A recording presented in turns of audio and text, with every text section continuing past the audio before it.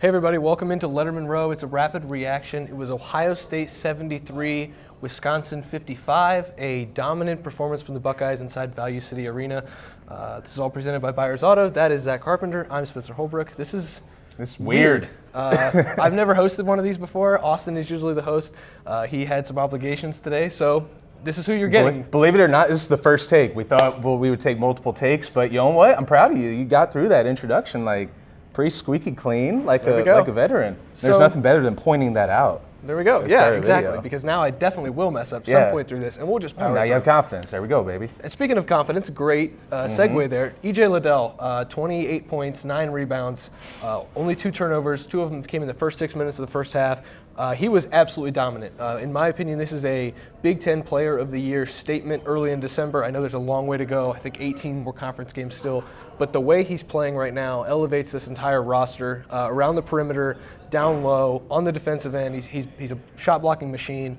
Everything he does right now is helping what Ohio State's doing, and 4 straight wins are all powered by E.J. Liddell. Yeah, and the confidence level rising. I think I said this was the highest confidence performance that Ohio State has had. I think these last 4 games have been clearly showing, with Towson a little bit mixed in there, where it's up and down. They kind of slugged through that game, but they're playing with the highest level of confidence that they have since last year's Big Ten run to the Big Ten Tournament Conference Championship game.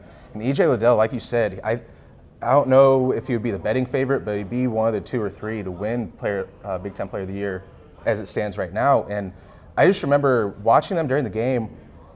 Chris Holtmann and I think E.J. Liddell said after the game, we think we have one of the best offenses in the country, best offense in the Big Ten if we take care of the ball. And I do want to talk about those turnovers in a bit, but sticking with E.J., I don't think Ohio State's an offensive juggernaut of a team. I mean, I know they're averaging like 76 a game. I think that was like mid-tier. I think I was like 115th in the country when I looked it up earlier. But he really is the only one who can consistently go get his own shot. I mean, he made a couple that were NBA type moves. He had a step back near, it was like a 16-footer or something, where he just gave a little shimmy and like step back. Breakdown here? We're getting a little Kemba Walker step back. And like he put so much space in between him and the defender, and he just nailed the shot. And I'm like, well, I literally said, I'm like, that's an NBA shot. And that's why things like that are why he came back, playing at, like you said, an all Big Ten level. And I know with getting your shot consistently, I mean, I know Cedric Russell he showed spurts of that. Malachi Branham has shown signs that that's definitely coming. But right now, I think EJ is, like you said, I mean, their best, obviously their best offensive weapon, the one who can create offense the most consistently. And you're getting a lot of production right now from Zed Key. You're getting a lot of production from Michi Johnson. Huge stretch in the second half to hit 2 threes, to have a steal, get a couple key rebounds, make good decisions with the basketball. You're getting that from Kyle Young. You got a little bit of production today from Cedric Russell, like you said. Eugene Brown has helped with this winning streak. But again, if E.J. Liddell's turning the ball over, the offense is struggling. If E.J. Liddell's not hitting shots, the offense is struggling.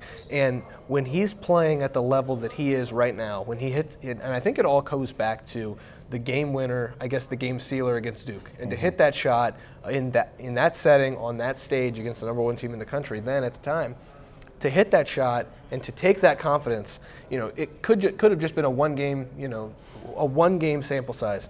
Now he's starting to piece it all together with the Penn State performance. He was really good in that game despite the turnovers. He was really good against Towson despite the turnovers. Today, he was incredible without the turnovers. And when you get that formula, as well as the way Ohio State played defense today, it all just equals very good things, and I think it can only do great things for this team's confidence going into that Kentucky matchup.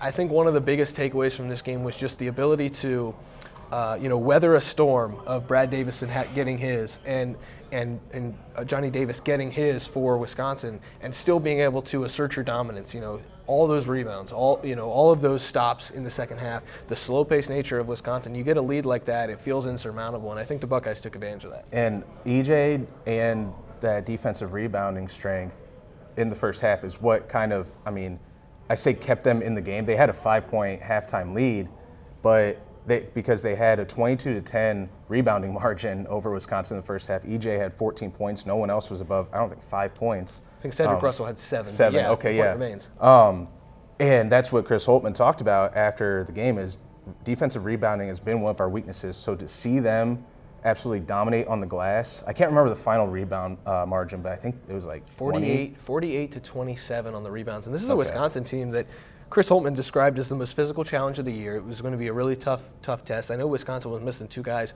with the flu. They had a couple different issues. One of their players was even from the hometown that was hit by the tornado, so you wonder where his mind was at. I think he was the guy down low. But no matter how you get it, you got a Big Ten win.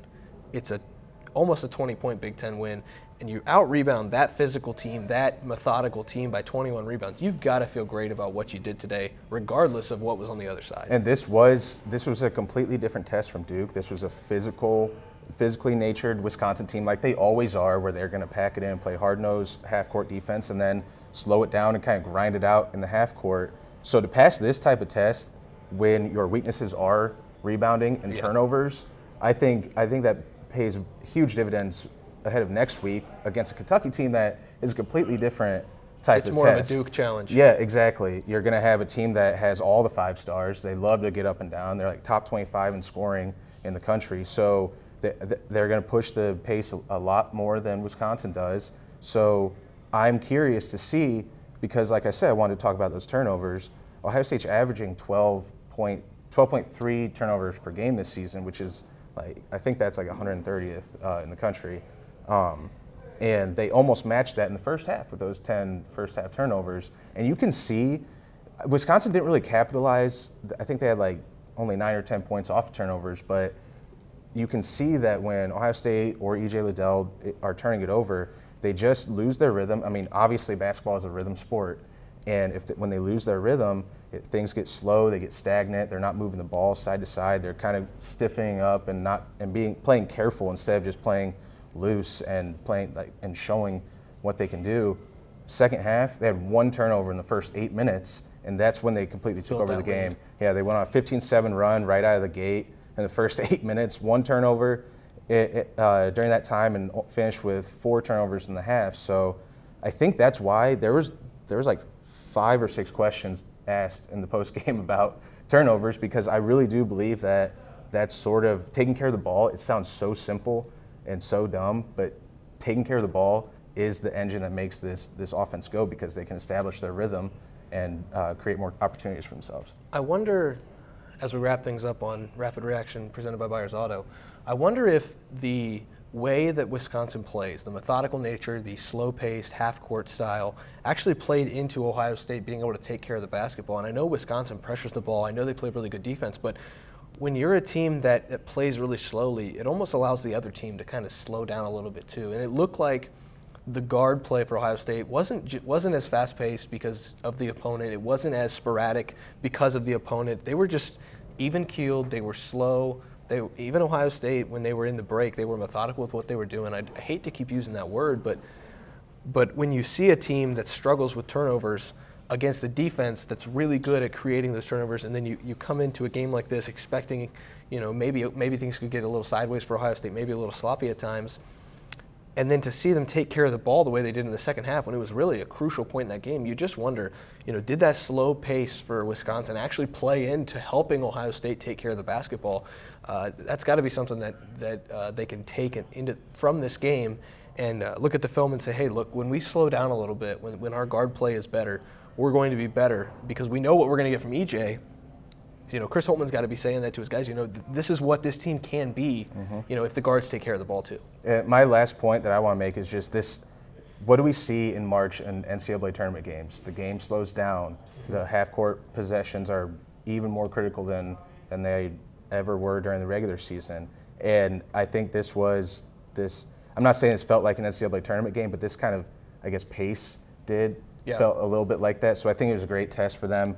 They didn't pass in the first half. Maybe they got a C+, I guess, in the first half by being up 5 points. But overall, they passed an early season Big Ten test. Ohio State 2-0 in Big Ten play before Christmas. Chris Holtmann said that it makes your Christmas a little better to be in that position. 8-2 overall on the season, heading into a week-long break of recruiting and film study and practice before they hit the road, go to Las Vegas and take on number 10 right now, Kentucky. We'll see what Kentucky does in the next week, see if that ranking holds, if this becomes a top 20, top 15 type of matchup, you have to imagine Ohio State's going to move up, and we're going to be moving on. So we've got National Signing Day for football coming up. We've got more basketball. It's all going to be on LettermenRow.com and on the Lettermen Row YouTube channel. If you're not subscribed yet, you can subscribe for, I think it's a discounted rate still, but the On3 Network. Good Christmas present. It's a great Christmas present if you need one. Zach and I are going to continue to break everything down. The coverage never stops at Lettermen Row. So thank you for joining us, and thanks for Byers Auto for sponsoring it, and we'll be back with another video soon.